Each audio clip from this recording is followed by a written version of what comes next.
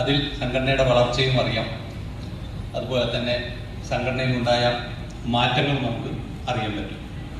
ആദ്യമായി പങ്കെടുത്ത ഒരു ഏരിയ സമ്മേളനം ഞാൻ 1995 സർവീസിൽ ജോയിൻ ചെയ്തത്. അന്ന് ആദ്യം ആ വർഷം തന്നെ മഞ്ചേരിയിൽ വെച്ചാണ് ഒരു ഏരിയ സമ്മേളനത്തിൽ പങ്കെടുക്കുന്നത്. ഇന്നത്തെ ഏരിയ സമ്മേളനം അന്നത്തെ ഏരിയ സമ്മേളനം നോക്കുക.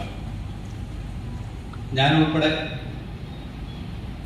6 പേരാണെന്നാണ് എൻ്റെ ഓർമ്മ, അതോ 5 പേരൊന്നും അറിയില്ല. വൈകിട്ട് സ്കൂളിലാണ്, തൊട്ടടുത്ത സ്കൂളിലാണ് ഏരിയ സമ്മേളനം നടക്കുന്നത്. 5 മണിക്ക് ശേഷം ഈ 5 പേരും എത്തുകയുള്ളൂ. സ്കൂള് 4:00 വിട്ടതിന് ശേഷം നമുക്ക് അവിടെ ഇരിക്കാനും പറ്റും.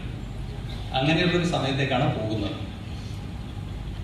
ആ 5 മണി എന്ന് പറഞ്ഞത് 5:30 ആകുമ്പോഴാണ് എല്ലാവരും ഈ 6 പേരും കൂടെ എത്തുന്നത്. ആദ്യം 2 പേര്, പിന്നെ 2 പേര്. അങ്ങനെ നേരത്തെ നാസർ സാഹ് സൂചിപ്പിച്ച പോലെ ഏരിയ സെക്രട്ടറി വന്ന് ഒരു പുസ്തകത്തിൽ കുറച്ച് കാര്യങ്ങൾ വായിച്ചു, റിപ്പോർട്ടിങ് കഴിഞ്ഞ് ചർച്ചയൊന്നുമില്ല. ഈ 6 പേര് കുറച്ച് നേരമൊക്കെ സംസാരിച്ചു.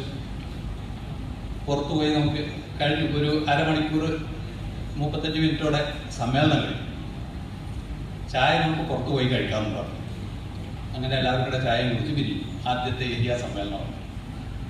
അവിടുന്ന് കഴിഞ്ഞ് റിട്ടയർ ചെയ്യുന്ന ഘട്ടം എത്തിയപ്പോൾ നേരത്തെ പറഞ്ഞ പോലെ ഫുൾ ഡേ സമ്മേളനങ്ങൾ, 1.5 ദിവസത്തെ സമ്മേളനങ്ങൾ, അതിലും ഞാൻ പങ്കെടുക്കേണ്ടായി.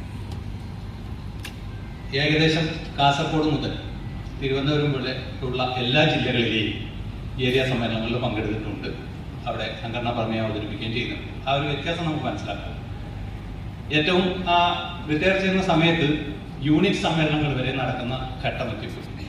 അതാണ് ആ ഒരു വ്യത്യാസം. മറ്റൊന്ന് അനുഭവം പറയുന്ന ഒരു ഈ സമരത്തിൻ്റെ എന്ന് സർവീസിൽ വന്നതിന് ശേഷമുള്ള ഏറ്റവും വലിയ സമരം എന്ന് പറയുന്നത് 2002 സമരമായിരുന്നു. 2002 സമരത്തിലെ അനുഭവം പോലീസ് സ്റ്റേഷനൊക്കെ ആയിട്ട് ബന്ധപ്പെട്ട കുറെ കാര്യങ്ങളാണ്. അന്ന് ജില്ലയിൽ നേതൃത്വപരമായ പങ്ക് വഹിക്കുന്ന സമയത്തോ